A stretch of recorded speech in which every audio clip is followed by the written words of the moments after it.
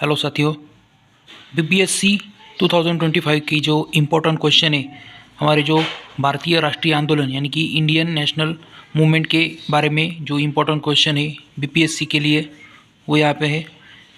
पहला क्वेश्चन है, महात्मा गांधी ने चंपारण यात्रा किस वर्ष में शुरू की थी? तो उसका सही आंसर है 1917। भारत में प्रथम छापखाना किस वर्ष में तथा किसके द्वारा स्थापित किया गया था? तो भारत में जो पहला छपाई खाना या फिर छापखाना था तो 1556 में गोवा में हुआ था। किस वर्ष में लॉर्ड लेटिन ने भाषाई आधार पर प्रेस की स्वतंत्रता का प्रतिबंधित कर दिया था? तो 1878 में। जालियनवाला बाग जो हत्याकांड हुआ था वो किस दिन हुआ था? तो वैशाखी। 1942 में किसने भारत छोड़ो आंदोलन का आह्वान किया था? तो महात्मा गांधी ने किया था, महात्मा गांधी जी ने। और जो महाराष्ट्र का वर्धा जिला है उसमें किया था कि अंग्रेज़ों भारत छोड़ो। किसने भारत में आधुनिक छपाई खाने की प्रारंभ किया था? तो पुर्तगाल या फिर पुर्तगाली लोगों ने भारत में जो था वो छपाई खाना का आरंभ किया था। उसके बाद जालियनवाला बाग नरसंहार की जांच हेतु गठित बॉर्डर इंक्वायरी कमेटी, उस कमेटी का नाम था हंटर कमेटी, में किस भारतीय को स्थान गया था? तो ये जालियनवाला बाग हत्याकांड की जो इंक्वायरी करने वाली कमेटी थी, 8 सदस्य थे, उसमें 5 अंग्रेज थे, 3 भारतीय थे। तो 3 भारतीयों का नाम है सर चिमनलाल हरिलाल सीतलवाड़, दूसरे है पंडित जगत नारायण, तीसरा है सुल्तान अहमद। तो आपको ये तीनों का नाम जो है वो याद रखना होगा।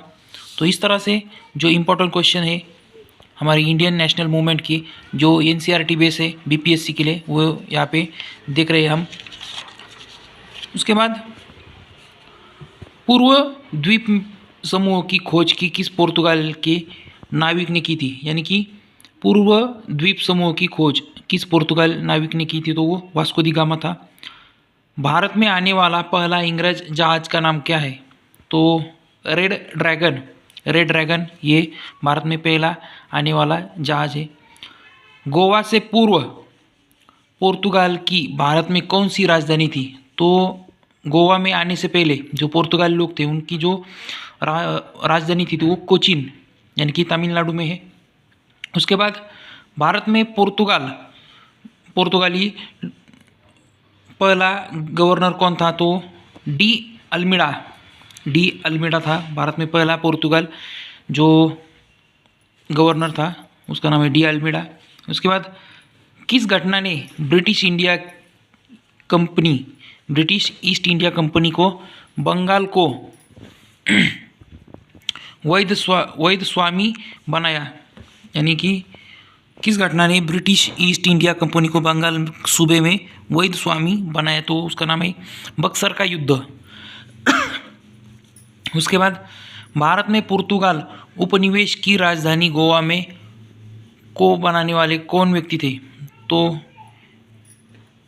नीनो डी कुन्हा ये भारत में पुर्तगाल उपनिवेश की राजधानी गोवा में बनाने वाले थे।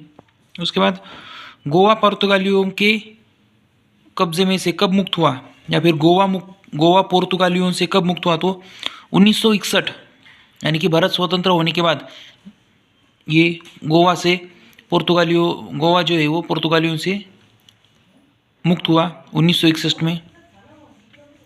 किस युद्ध में ब्रिटिश ने फ्रांस को भारत में अंतिम रूप से पराजित किया?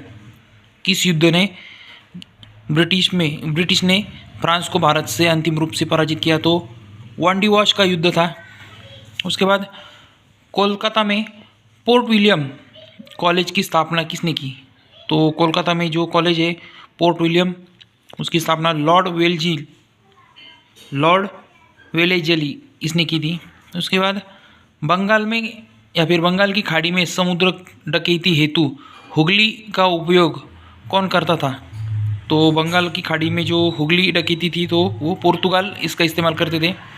उसके बाद मुंबई पुर्तगाली राजकुमारी से विवाह के उपलक्ष्य में इंग्लैंड के राजकुमार को दे दी थी, तो वो राजकुमार का नाम है चार्ल्स सेकंड। तो इस तरह से हमने बीपीएससी एग्ज़ाम जो है उसके संदर्भ में कुछ क्वेश्चन देखें। जो हमारे चैनल पे नए हैं, हमारा चैनल जो है उसे लाइक करें, शेयर करें एंड सब्सक्राइब करें, ताकि आपको जो इम्पोर्टेंट क्वेश्चन है बीपीएससी से लेके सीटीएट एग्ज़ाम उसमें आने वाले क्वेश्चन को आपको इन्फॉर्मेशन मिलती रहे। तो हमारे चैनल को लाइक करें, शेयर करें एंड सब्सक्राइब करें। Thanks for watching our video.